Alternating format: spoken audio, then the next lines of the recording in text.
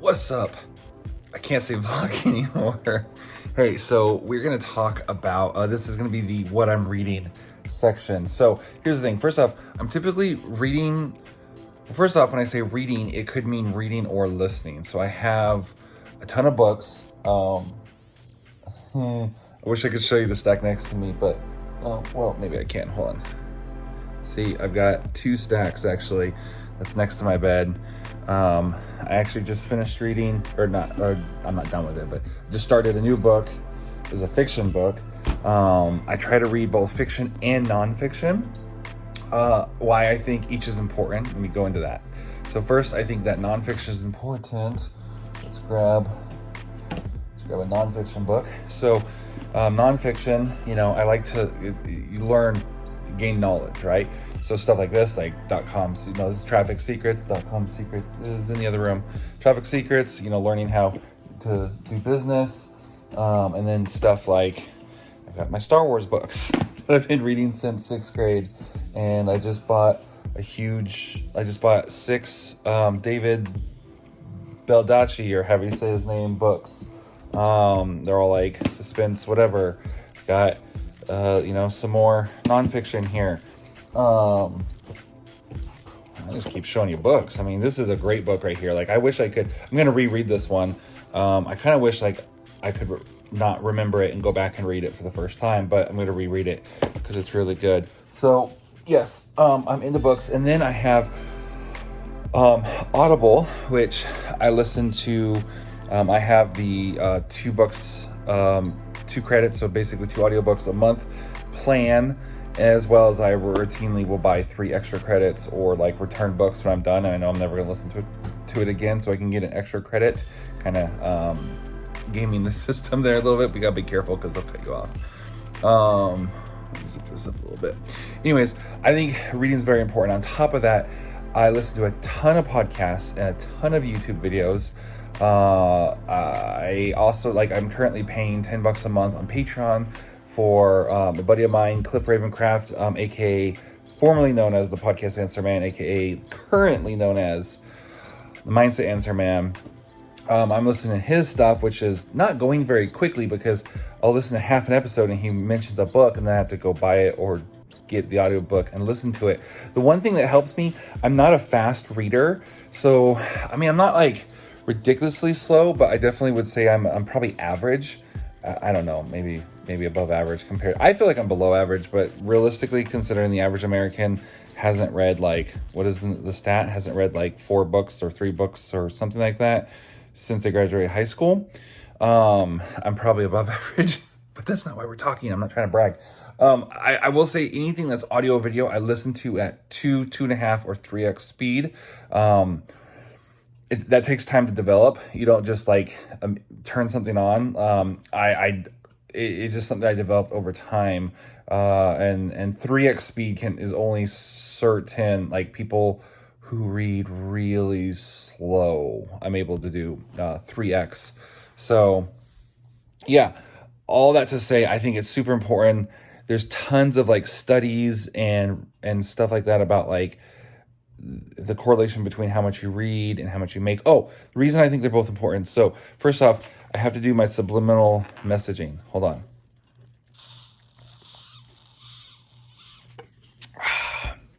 Drink more water, people. All right. If you see my thumb doing that, it's because notifications are coming up and it irritates me. Obviously, stuff like this is important because you're learning stuff, right? So whether it's how to rebuild your engine, you're learning how to rebuild an engine. The Education of Millionaires is about how to build and take businesses to the next level. But what about fiction, right? Or non-fiction? Yeah, fiction. Because most people don't do both. Most people I talk to, that are readers, they either read one or the other. And it's they fight. And one doesn't understand nonfiction, that's so boring. Why would you read that? There's no story, there's no plot. And people who read nonfiction typically are it's such a waste of time. You're just reading for entertainment. Go watch Netflix. Why would you, if you're going to read, you need to get knowledge. And I'm both. And the story behind that is actually that it's my mom's fault because growing up, so she read for pleasure and my dad read for knowledge. And like my dad would just read, and I get this from him, like he would just read like textbooks and manuals and stuff like that, which I do. And when I was about my son's age, like 9, 10 years old, I actually saved up my money. That's probably like 11, or actually I saved up 55 bucks, something like that, and bought a Star Wars encyclopedia. All it was is literally an encyclopedia of like every Star Wars character and vehicle and everything. And my mom was like, you saved up to buy an encyclopedia? Even though it's Star Wars, still it's an encyclopedia. There's no, my dad bought me the Jane's aircraft, World War II aircraft books, and I'd read those and memorize stats and stuff. So she got worried because she was afraid that I was becoming too much like my dad. Hold on a second. Sit up. And only she didn't want me to be condemned to a life of only reading for knowledge. She thought that was sad. So she started getting me into fiction. And I think it was 6th grade. Where'd it go? Where's my example? I need my examples. 6th grade, she bought me my first Star Wars book, which was like way far back. See, look, you can see I've been reading these books literally since 6th grade. There's like a bajillion of them. And I take large breaks in between. So I haven't like, if you're like, oh, this is like X amount of books, you are a slow reader. There'd be large periods of time. In fact, I stopped for a long time. And when a couple of years after being married, or the first year or whatever after being married, I picked them up again. And I'll go for like a year without reading one, then I'll read like 3 or 4 in a year. But anyways, they're like, why do you read? You may be thinking like, why do you read so much nonfiction? Well, one is I just do enjoy it, but I've actually picked up how much I read, because I didn't used to read as much, and I almost never got nonfiction audiobooks. I just read my that was it. I just read my Star Wars books for nonfiction. I didn't do audiobooks. Now I do a ton of fiction. I do a ton of fiction, and the books and stuff.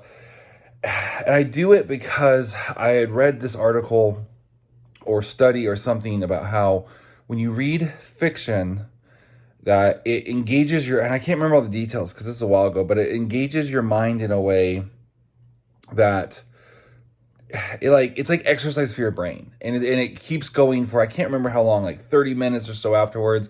It's like when you read fiction and there's a story and your brain is processing it, and your subconscious starts to process it, and so you're reading, right? And you put the book down, and for a certain amount of period afterwards, it's like your brain is still exercising and processing through that. So I'm like, well, dang, I'm gonna start doing that more. Now there is a caveat, like this is like a little 5-pound weight. They say like the better, like if you're reading like trashy love novels and stuff, that's not a lot. It's not hard for your brain to process, so that doesn't give you much effect. They say like the best is like the classics and stuff like that, which is why I've kind of tried to this isn't a classic, but try to up my game to stuff like this, which is a little bit better reading, like better quality, and has you thinking a little bit more. So yeah, that's the reason I do that. And I want to encourage you guys to read more. Like, you should be reading at least 10 books a year, in my opinion. If you're completely like, I hate reading, it should still be 7 a year.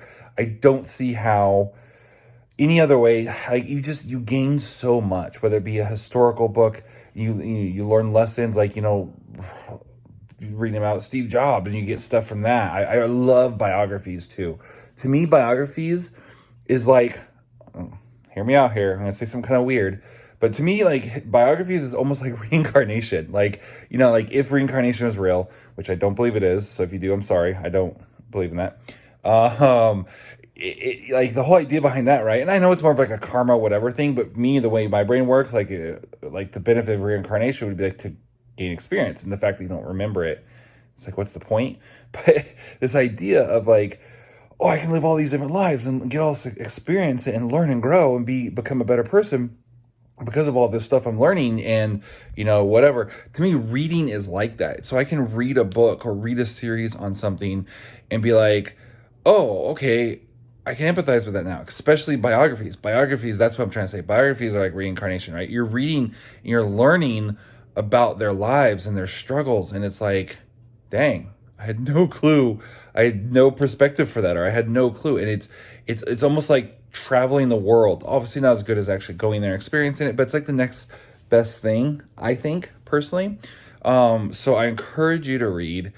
I know that I haven't been tracking my stuff recently, but a while back when I first started Business Heroes, I had goals and I set a goal one year. I think I ended up counting everything I'd read, and it was like around 50 books or so. So I was like, oh, this next year I'm going to make a goal.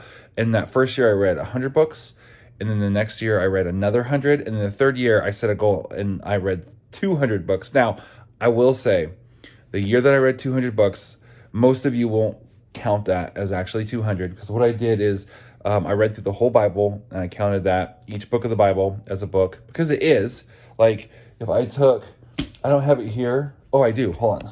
Let me dig through this. Oh, it's down a few. Gotta move some of these. Oh, this one. I like this one. This one's really good. It's not very appropriate, but that guy's fascinating. Okay, this one right here. The Ultramarines Omnibus. Anyways, it's, I think, it's 3 different books, but it's in one book. But like, you would never rationally say that only counts as one book, because it's 3 separate books. Like, you can actually buy them as separate books, that they just happen to, repackage them probably to make more sales. So this is 3 separate books. You can see it down on the bottom right there, those 3. Nightbringer, Warriors of something, Dead Sky, Black Sun, right? So it's 3 separate books. So if I were to read this, I would get to mark down 3 separate books on my chart, and I'd put down each of those titles, right? So I said, you know what? Forget it. I'm going to do the same thing with the Bible. And if anyone tries to say that doesn't count, I'm going to say, did you read the entire Bible this year? Didn't think so. And it meets the criteria, because it's just packaged. You can go to the bookstore or online and buy each book individually. That's actually a goal of mine, is to one day own them all individually. So yeah, that counted. So that was part of the 200. And then the other thing I did too is I noticed on one of the years that I was doing the 100, hold on a second, it's hydration break. This episode is sponsored by Agua. So one of the years I realized that, wow, my podcast listening went down by like 90%, because I was so like, I have to spend all my time listening. If I'm listening to an audiobook to hit my goal of 100 books. So that year I said, okay, if I do 200 books, I'm not going to listen to any podcasts. And that's sad. So what I did is I said, okay, I went through and I said, I actually did this. Like, I went through and I wrote down, I literally averaged out the average time of my books. And I went and I wrote down every single time. So all my books, I wrote the time, I added them all up and divided it by the number it was. So it was I didn't just say, oh yeah, the average. Like, I literally averaged it. Now I will say it was a high number, because I typically I don't like books that are less than like 9 hours. Because I listen at, anywhere from 2 to 3x speed. If I get a 4-hour book, that feels like that's nothing. Like, I drive to work and back a couple times and it's over, or I go out to do some yard work and it's over. I feel like it's a wasted credit. So I do have a handful of 2 to 5 hour books, but it's because I really wanted the knowledge that was in there, or it was an author I really wanted to hear their next book. So those are very rare. So most of my book, well, now if I averaged it now, it'd be, so when I did it, I was like 9 hours and something. So I rounded that up to 10. If I did it now, I guarantee you my average would be like 15 plus, because I typically don't buy audiobooks that are less than 12 hours. In fact, the one that we're going to be talking about, I'm eventually going to get to, I'm almost done with it, is that Guru book. That was over 17 hours.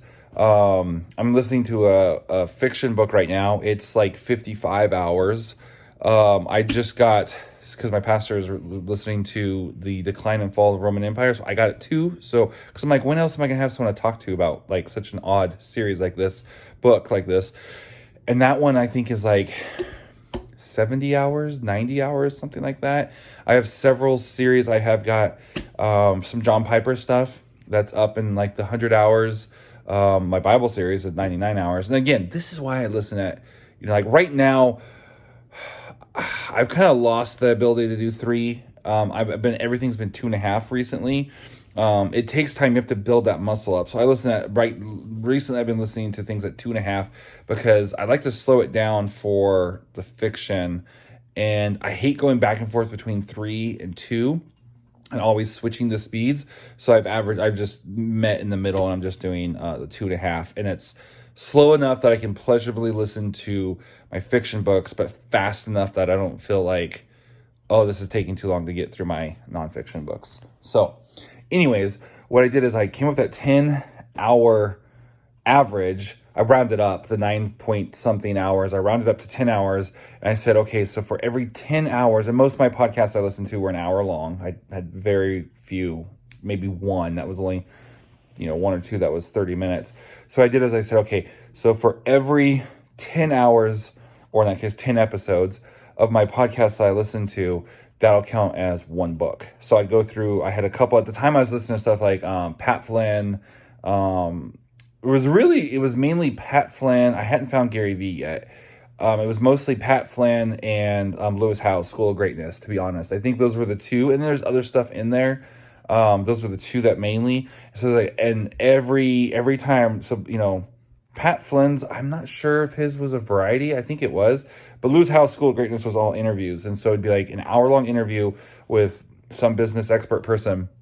And every time I was done with 10 of those, so I do 10 hours of those, boom, that counted as a book, and I marked it off. So that's how I hit 200. So again, all that to say, some of you may call foul and say it wasn't actually 200, but again, most of you complaining and arguing that are people who probably haven't read 2 books a year for the last 10 years straight. So not to put you down, I'm just saying.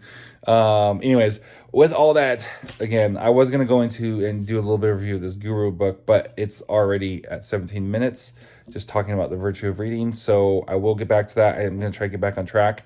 So whatever day what I'm listening to, I'll do the Guru thing. So I should be done because I'm down to, I think, like an hour and a half left is all I have left. So, and Audible recently updated now. So used to I'm like, oh, it's like an hour and a half left. So I do the math. I'm like, oh, I'm at like 3% or 3 times or whatever. But they've now updated it to when you're listening to it, it actually shows how long it will take you at your current speed.